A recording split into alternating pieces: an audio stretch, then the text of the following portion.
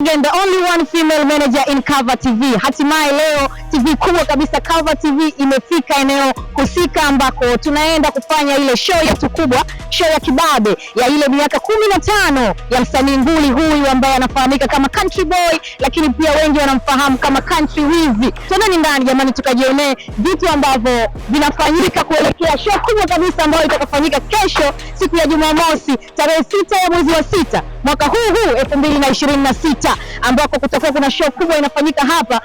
Country Wizi atakuwa akisindikizwa na wasanii kadhaa akiwepo Malio, lakini pia mzee wa Box Singeri itawanyika hapa na wasanii wengine watakuwa kama surprise. Sisi Cover TV tuko hapa kwa ajili ya kukujuza kila kitu kinachoendelea kuanzia siku ya leo Ijumaa, lakini kesho siku ya Jumamosi ambako ndo tukio rasmi. Karibu ndani tukaone setup zinavyofanyika na kila kitu kinachoendelea hapa maeneo ya The Den.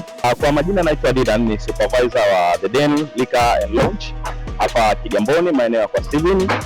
Hiki unachokiona kinachoendelea hapa ni kwa ajili ya maandalizi ya pre-opening ambayo itafanyika leo, ambapo tutakuwa na DJ Omi Craze na wasanii baadhi watakuwepo leo. Ila jambo kubwa kabisa, uzinduzi wenyewe ni kesho. Kesho, yani kesho ndo mambo yote.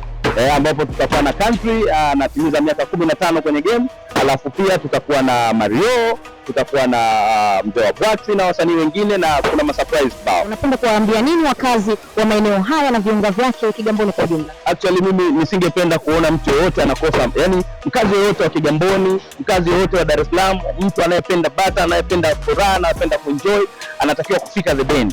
Yani yeye aje anywe chakula atapata kutoka kwetu.